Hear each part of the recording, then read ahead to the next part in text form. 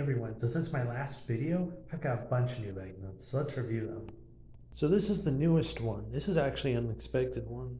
So this woman in my contemporary Africa class, where I've been showing off some of my banknotes, said that she had a Tunisian banknote she wanted to give me since she didn't really have any reason to hold on to it, and she knew I was collecting money.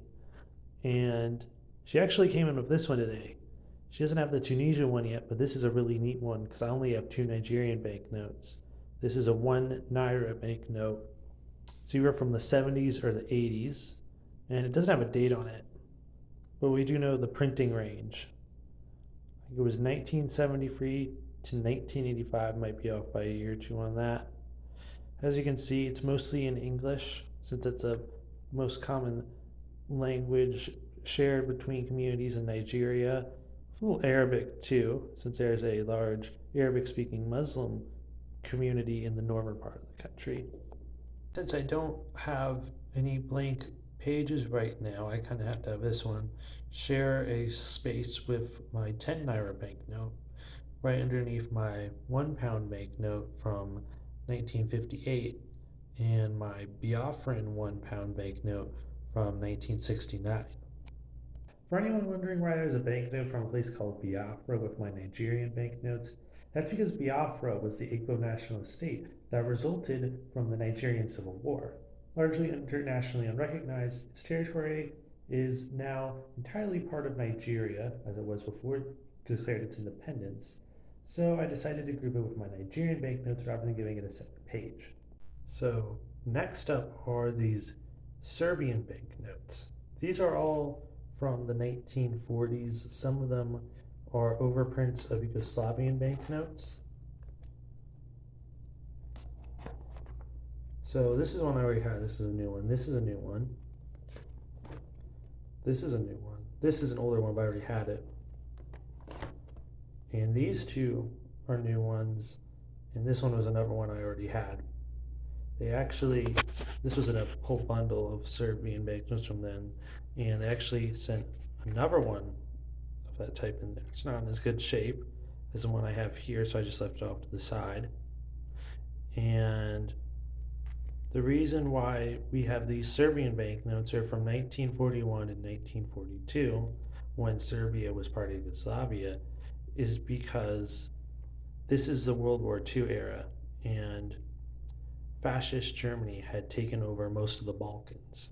So they established puppet states. For example, Puppet Serbia. And Puppet Serbia issued its own Serbian dinars. I think these are called dinars. I'm assuming they're called dinars. And so some of them, like this one here, duplicate here so you can get a closer look, are just overprinted Yugoslavian banknotes.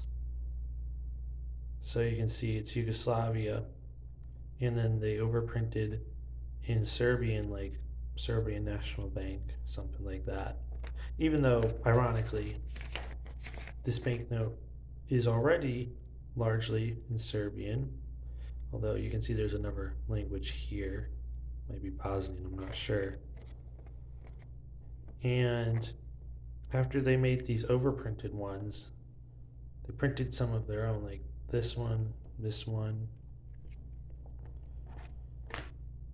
this one, the one I already had. This is another overprint.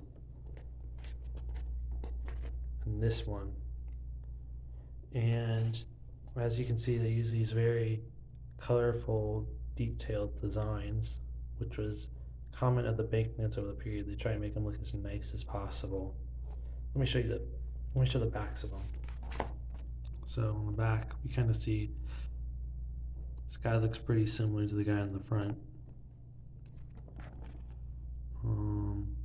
This is one of the overprinted ones. This is a Yugoslavian design. This one's kind of plain. It just has like the Serbian writing and a little Serbian logo. This is another one of the Yugoslavian ones. We kind of see this guy standing over here, and they printed Serbian where some of our language was covered up. And here we see this guy carrying a bunch of bricks. And I'm thinking this is some Serbian historical figure, although I'm not sure who it is. And it's pretty interesting to see these because they're historical artifacts of World War II. And I think these are very historically valuable items. They're very, very pretty looking, even though they came from a very dark chapter of Serbia's history. And I really like collecting older banknotes like these because of the historical value they have. Even the newer ones, they're valuable too, although they may not be as relevant since most of them are usually just standard issue, unlike these ones, which are from a wartime period. Also, I really like the older banknotes because you can see this really nice detailed design here. And I feel like, especially with like US currency, we've lost a lot of that. I feel like we need to bring these bigger designs back because I think a lot of the currency nowadays, it looks really plain. And I think if we brought back these nicer designs like this, it would be visually very pleasing. I can't really think of a practical reason to, but I just really like the way it looks. I mean, like you see on the back here, we got this group. And on the front here, I mean, look at the color, look at the detail. I mean, you don't really see that on money nowadays. And I feel like I've kind of lost something in terms of visual design when it comes to that. Now, for this next eBay package, we're going to have to hop between a few countries. But first, let's start with Yugoslavia. As you can see, I took my spare overprinted Yugoslavian note because underneath it, you'll see the original. As you can see, a lot of the writing was already in Serbian. Like everything on the front here, it's all in Serbian. We've got this really nice little seaside landscape. This, I'm guessing it's a sort of an allegorical figure here of this woman sitting over here on the right. And this banknote, as you can probably see from the other Yugoslavian banknotes around it, looks very different. That's because, and I rarely ever see this mentioned, Yugoslavia actually used to be a monarchy. Yugoslavia didn't become a socialist country until after World War II. So the currency looks a lot different from the monarchist period. This one right here. This one does have some sort of stamp on it. Let me zoom in. Can't really tell what it is. But as you can see, like I was saying earlier, that nice visual design. Look at all that detail. Look at all the color here. Look at this landscape, even though my phone isn't focusing very well to do it justice. But you can see all the buildings and the boats. I think that's really nice. Oh, let me show the back too. Since the back also got overprinted, this is what the original back looked like. Let's put the spare overprint back so you can kind of have a comparison between the two. And thinking the Latin language on here on the back side. First I suggested Bosnian, but the two main like demographic focus areas of Yugoslavia were Croatia and Serbia. And just based on the words, from what little I know of Croatian, I don't really know any words in Croatian. I just know what it looks like, generally speaking. I'm thinking this is actually Croatian writing. So getting a better look at this stamp, it looks like we can actually make out the word verificato, verified in Italian. So actually I might have to remove this one because technically I think this would be an overprint too, because part of Yugoslavia got occupied by Italy, like the coastal areas where Montenegro, the next country we'll be covering, is now. So although this one is technically an overprint, it's still a very useful comparison to the other overprint because a lot of the original design has been preserved on this one because it's just this little circular thing, unlike with the Serbia one. We got these whole blocks of just ink just completely covered up. So I was going to go straight to the new banknote from Montenegro, but I actually just remembered that I have this new one here.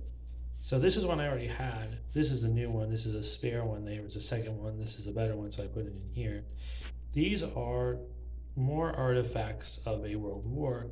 However, these are from World War One. They're from the Russian Empire, since the Russian Empire didn't turn into the Soviet Union in 1918, and these are from 1915. And as you can see, they're very small and they have a lot of detail to them. Let me flip this one over so you can quickly see the back of what this one looks like. And you're probably wondering what these little things are. Well, you see, this is 1 kopeck, and this is 5 kopecks. Kopecks are basically the equivalent of cents. They're the little unit that the ruble is counted in when you're not having like an entire ruble. And the reason why these are on paper and aren't coins as they usually are is because of World War One. You see, Russia was on the they were sending troops to the front line. I don't know if they were on the front line, but they were sending a lot of troops to the front line. So of course they got like a lot of metal items for like weaponry and stuff. So they don't have a lot of metal to make coins. And what countries at war in this situation will do is they'll make what's called paper coinage. So this is examples of paper coinage. If you were to usually need to purchase something, say you needed a 1 kopeck and a 5 kopeck because you were buying something from 6 kopecks, you would just use 2 coins. But during World War One, you would use these 2 little banknotes here because all the metal was needed to make stuff to supply the Imperial Russian military in the war.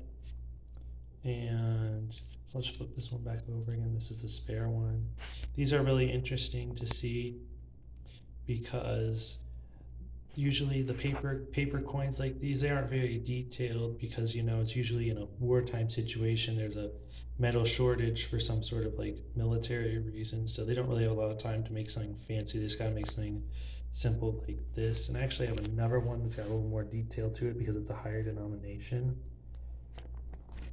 We have 50 kopecks. This is actually the first Imperial Russian banknote I ever got.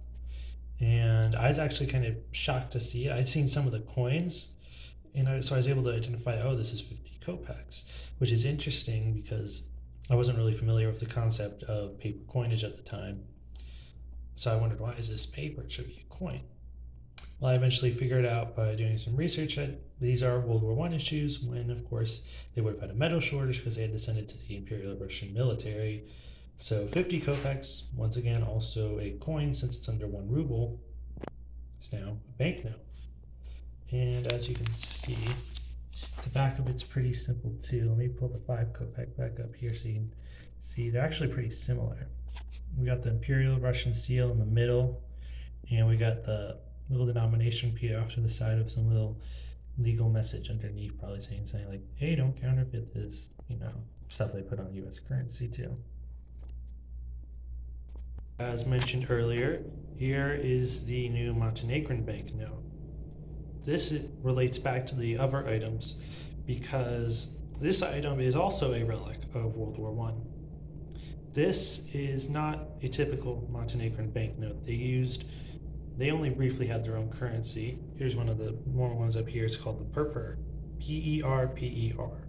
As you can see, it's mostly in Serbian because that's what most of Montenegro speaks, even though there is an independent Montenegrin language. However, as you can see on the front of this one, it's mostly in German. That's because this is an occupation banknote issued by the Austro-Hungarian Empire during World War One. So, like the Serbian banknotes I showed earlier, the occupying powers in the Balkans had to issue their own money. Now, the Serbian banknotes are kind of unusual in that regard, that they use Serbian rather than the language of the occupying force, which would be German. This one does have a lot of German on it.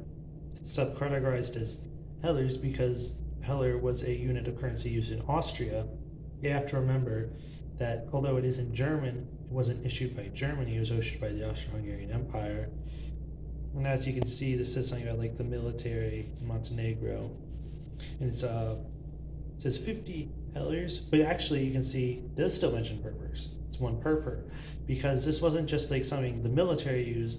The Montenegrin Perper, like this one up here, was not recognized by the Austro-Hungarian occupying forces, so they had to issue hellers, but they did say how many purpers it would be worth, so people in Montenegro, the Montenegrins, would be able to figure out what this was worth. Now, although the front of this is entirely German, if you look at the back, we see a mix of languages. Interestingly, on the right, we can see Albanian, and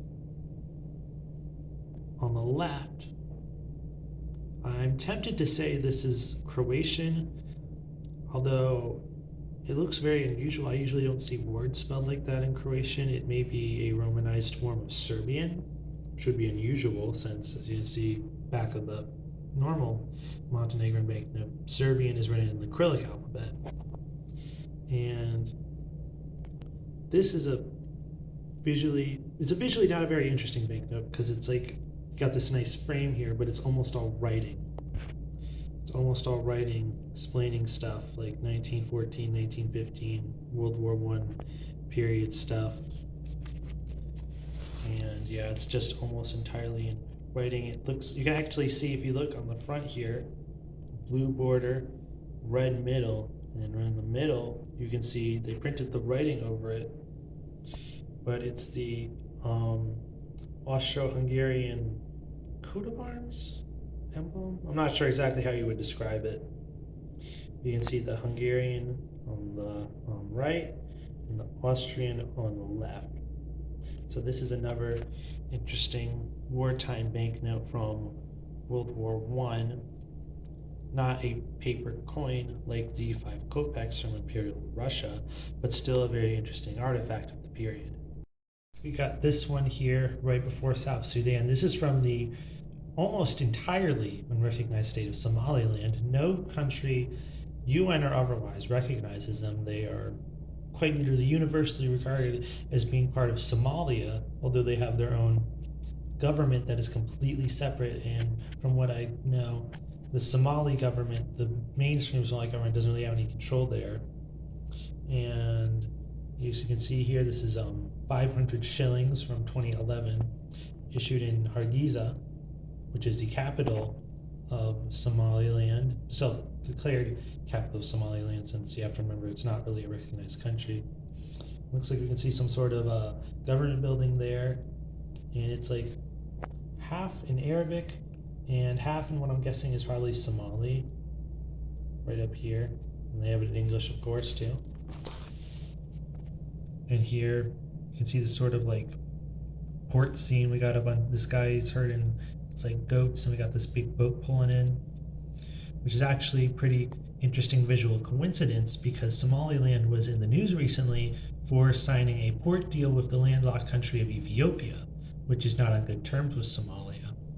And Ethiopia negotiated, interestingly, they didn't recognize Somaliland, but Somaliland was willing to negotiate with them to have a port agreement that Ethiopia could use Somaliland's port in cities like, I think Hargeisa is a coastal city, since Ethiopia, as I said, is landlocked and they're not on good terms with Somalia, which is on the Indian Ocean, and for Eritrea they only have access to the Red Sea.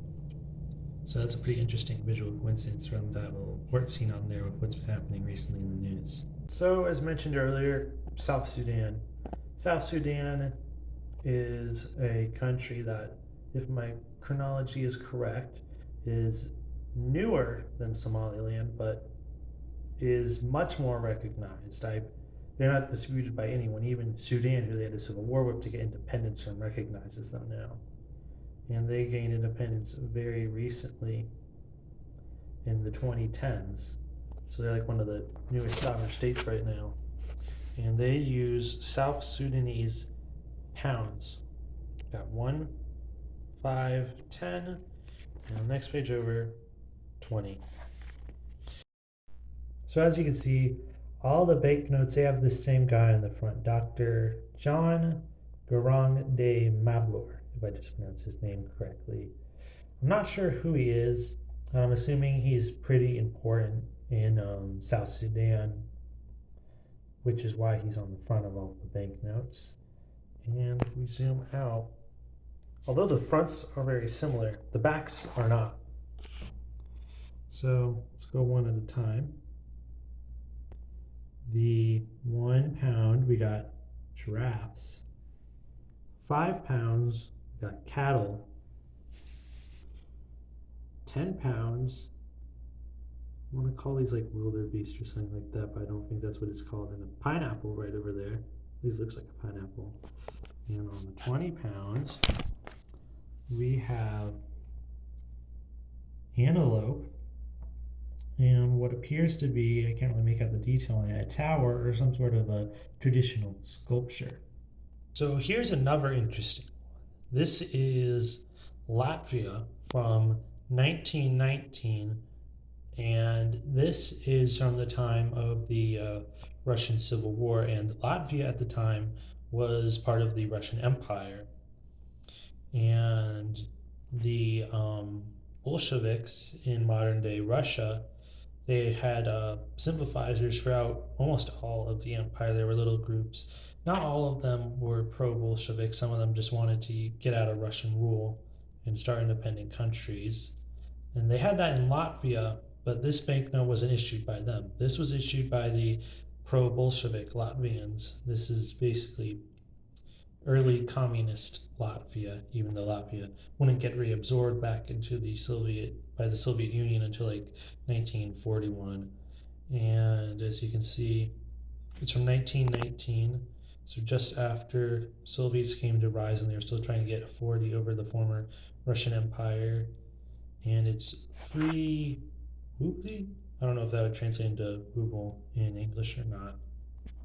As you can see, we got the little communist seal here, and although this was issued by the pro-Bolshevik communist group, which would have probably the ultimate goal was to rejoin with Russia into the Soviet Union, there's no Russian on here. It's entirely in Latvian, which may seem very unusual, but at the time I guess they were just still using Latvian, and because they didn't want to look too tied in with like the Bolsheviks and Russia and all that, and they wanted the Latvians to feel like this was Latvia. And you see the back. This is pretty, despite being kind of like issued in like a wartime-ish state, it's actually a little detailed, kind of like the geometry of the design they made here. And the back is much more simpler. It's kind of, I think this is like some sort of like political slogan. I don't speak Latvian, so I wouldn't know.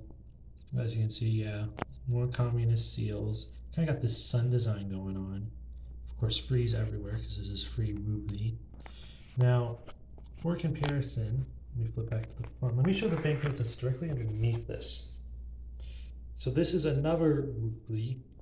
I'm just gonna call them rupees. I don't know if they're called rubles in English or not.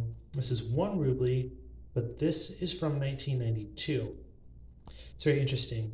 These two banknotes, I'm gonna do a flipped view later so you can like see both of them at the same time, are kind of like at two ends of Latvia's history. The first one was from right after the Russian Empire collapsed, and this one is right after the Soviet Union collapsed.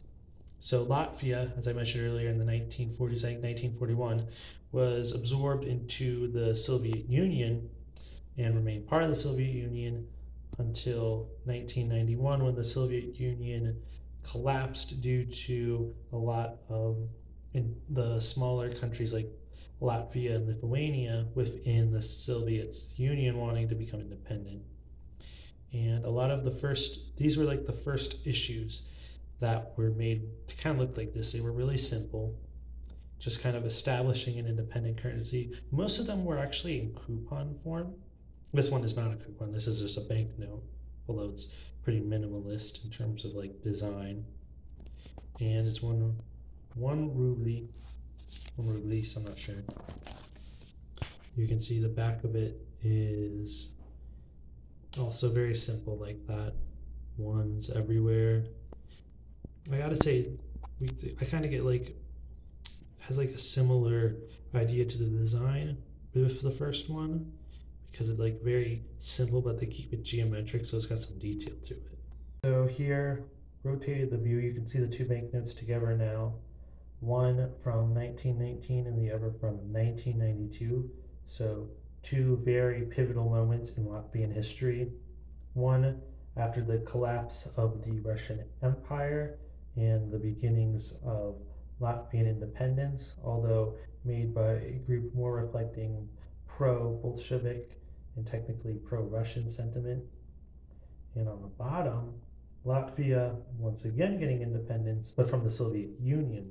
So now, although it's entirely in Latvian, just like the first one, it's clearly issued by Latvia and not like some group that wanted to like rejoin back in with the old political alliances with like Moscow. And let's flip to the back so you can see those, because they're very similar too. It's actually very interesting. They both have this sort of like circular design to them. This one's kind of more oval shaped. Doesn't have a number mill, but like you can see, like it's really centered on this one circle. The 1982 one is off at an angle because I'm guessing they put a watermark on it. I'm assuming there's one there if they leave a blank area at the end. But yeah, they look very similar, which is very interesting considering, like I said, two very important ends of Latvian history right here. So here's the last new banknote we're going to be covering in this video. This is 5 fen issued by the Provincial Bank of the Kwantung Province of China in 1949. Now, for comparison, here's a similar 1 fen issued by Hainan, which is the island just south of China, not Taiwan, in 1949 also. I say not Taiwan because a lot of people, when they hear island off of China, they think of Taiwan first, since Taiwan is the more geographically noticeable one. There's also Hainan to the south, which is off like a little peninsula, and I would say it's like 3/4 the size of Taiwan, more circular shaped. So back to the banknote. This one. This is issued by the Kwantung region. I'm not exactly sure what that would be called now. I'm pretty sure they don't call it Kwantung anymore, though. That's the old romanization. But this was 1949. So this is actually, I think it's considered another piece of paper coinage because this was issued at like the height or close to the height of the Chinese Civil War between the Kuomintang nationalists, who now rule over just Taiwan and a few islands off the coast of mainland China, and the Chinese communists, who now control the entirety of the Chinese mainland.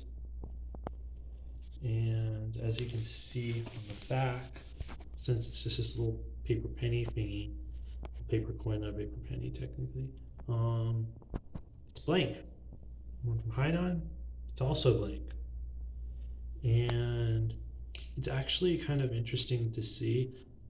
Most paper coinage isn't blank on the back. For example, let me pull the Russian one back up here. For example, I'll show you back at that one. This was issued kind of under a pretty similar circumstances at the height of the war. So they turned everything to paper to save up on metal. And this one's blank, but this one is not. And as you can see, they kind of serve like the same purpose. You know, the little denominations you can't put on metal now because they need the metal. And this one's also interesting in that the front, as all the paper coinage I've shown previously, like this one from Russia, it doesn't really have much visually speaking apart from like, you know, the little Russian seal.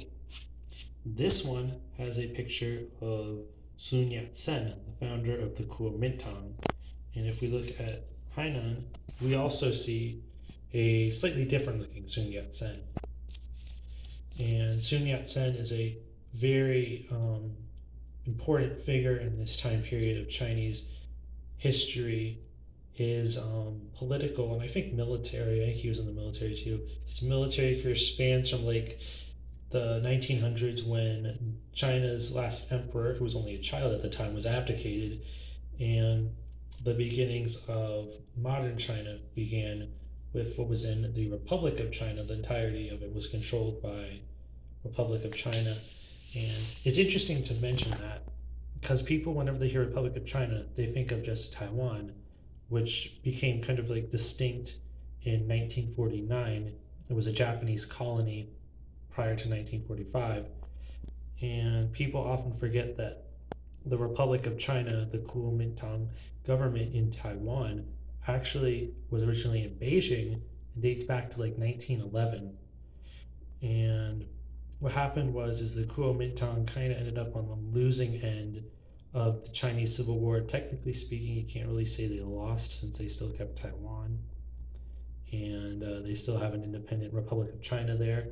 But they lost the entire mainland to the Chinese Communist Party, whatever they were called at the time. I think it's the same thing though, and which was led by Mao Zedong, and actually Mao Zedong.